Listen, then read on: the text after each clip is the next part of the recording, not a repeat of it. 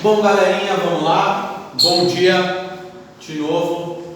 Agora essa próxima aula é a aula do capítulo 6, tá? Que é a aula de movimento circular uniforme. Ou seja, qualquer movimento que faça toda ou parte de uma curva, né? Que a trajetória dele descreva uma circunferência. Certo? A gente vai estudar esse tipo de movimento. Até agora a gente viu movimentos em linha reta, seja na horizontal, seja na vertical, e movimentos em parábola, né? Agora a gente vai ver o movimento circular e ele vai ser uniforme porque a velocidade, lembra aquele papo que a gente teve? Que a velocidade com que eu entro na curva tem que se manter constante em módulo, tá? Então vamos lá. Antes da gente começar a estudar o movimento em si, a gente precisa definir duas grandezas extremamente importantes para a física: o período e a frequência. Período é representado pelo T maiúsculo, tá? E ele é o tempo gasto em uma volta, uma única volta, né? Então, sei lá, o período do ponteiro vermelho do relógio, ponteiro dos segundos, é de 60 segundos, porque para dar uma volta inteira no relógio, ele demora 60 segundos, né? O período do ponteiro dos minutos, né, já é diferente, porque para ele dar uma volta inteira, ele demora 3.600 segundos, né? Ele demora 1 hora, certo? Então eu tenho que o período é medido em tempo, né? É medido em segundos, ou seja, ele é uma grandeza temporal, né? Ele vai medir tempo, só que apenas de uma volta, não de várias, só uma, certo?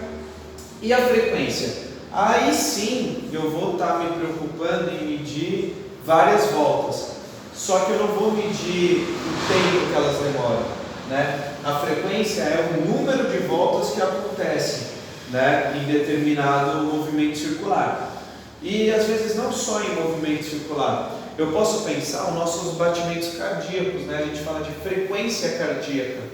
Eu falo, por exemplo, um adulto tem em média 60 a 80 batimentos por minuto, né? Então, batimentos por minuto é um número de alguma coisa, né, em um intervalo de tempo, né? Só que coisa é essa? São os batimentos. Se eu pensar em um movimento circular, por exemplo, no motor, né, numa bicicleta, eu medir a quantidade de vezes que a roda gira em 1 minuto, eu vou ter a frequência dela. Se eu medir o tempo que ela gasta para dar só um giro, aí eu vou ter a frequência, ou o período. E como que eu relaciono essas duas coisas? Elas têm uma relação. Essa relação é que um é o inverso do outro. Então eu posso falar que a frequência é o inverso do período. Como assim?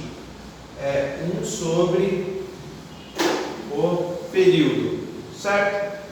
Bom, como o período ele é uma grandeza de tempo, a unidade de medida dele é segundos. A frequência tem uma unidade de medida que provavelmente vocês já escutaram. Chama Hertz, representada aqui pela letra Hz, né? Você escuta muito em rádio isso daí, né? 102,1 megahertz é o hertz, né? Que é quantas oscilações está tendo aquela onda de rádio, né? Ou seja, quantas voltas ela está dando. A gente pode fazer essa analogia. Vocês vão entender isso daí depois, tá?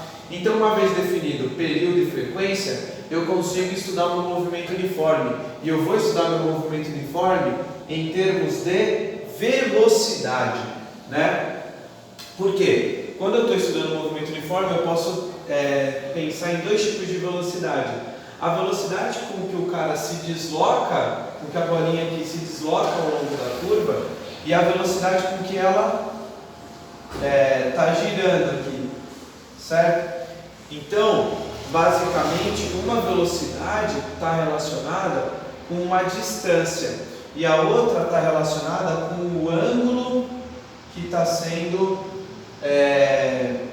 mudado aqui, né? Se eu pensar na distância propriamente dita, eu vou falar da velocidade escalar. Se eu pensar em termos de ângulo, da velocidade angular, certo? E como é que eu faço isso, né? Como é que eu calculo velocidade? Bom, ela é um ΔS, então eu posso pensar, ó, daqui para cá, eu tive um certo deslocamento que é esse ΔS e demorou um certo tempo. E esse deslocamento correspondeu, linear, correspondeu a um deslocamento angular que a gente representa por ΔΦ, que é a letra Φ grega. Os dois ocorreram num certo intervalo de tempo, beleza? Mas aí fica difícil de eu ficar pegando só partes de curva, né? Se a gente pensar numa curva toda, numa curva completa, qual que é o tamanho de uma circunferência? Qual que é o comprimento dela? A gente tem que lembrar lá da matemática, né? O comprimento da circunferência é 2π vezes o raio, certo? E o tempo que eu gasto em uma volta?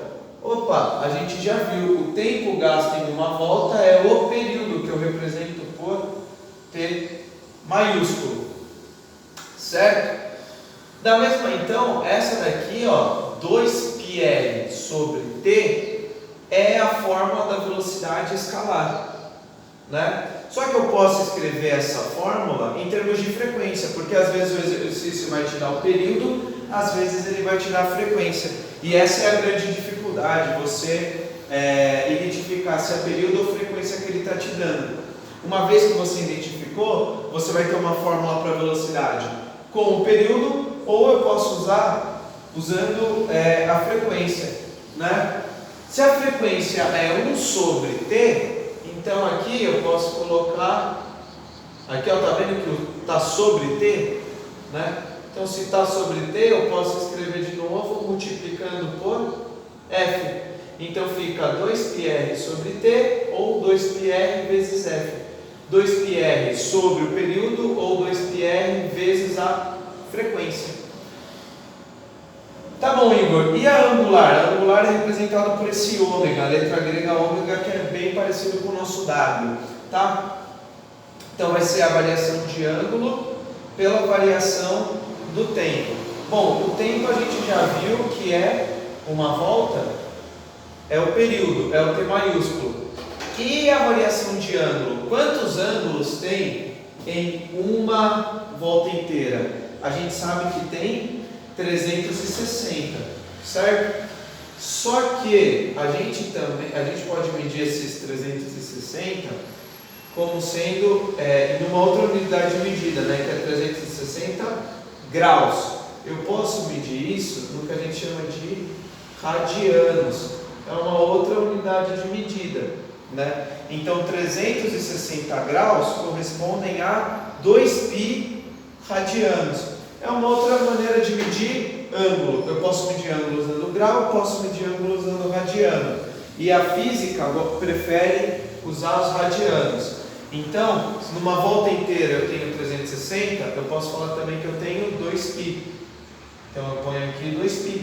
Tá aí. A velocidade angular então é 2π sobre t ou 2π vezes f. Né? E se você reparar, elas são muito parecidas, né? Ó, 2π sobre t, 2π sobre t, 2πf, 2πf. O que diferencia a escalar da angular é o fator do raio. Na escalar eu tenho raio, na angular não, né? Então eu posso vir aqui e juntar essas fórmulas todas, essas duas velocidades, num negócio só. Certo? E colocar aqui que a velocidade escalar é igual à velocidade angular vezes o raio da curva, da circunferência, né? Então olha só quanta coisa a gente viu. A gente viu a relação entre frequência, o conceito de período e de frequência e a relação entre eles. Também chegamos em fórmulas para calcular a velocidade escalar e a velocidade angular, tanto em termos do período quanto em termos da frequência. E por fim, a gente conseguiu montar uma relação entre velocidade escalar e a velocidade angular, né? Só lembrando aqui, velocidade, né, a escalar a gente vai medir em metros por segundo, essa é a unidade de medida. A angular a gente vai usar radianos por segundo, certo? Essa é a outra unidade de medida. Beleza, gente? Então é isso. Vou gravar uns exercícios também de movimento circular e é isso aí. Já já a gente conversa.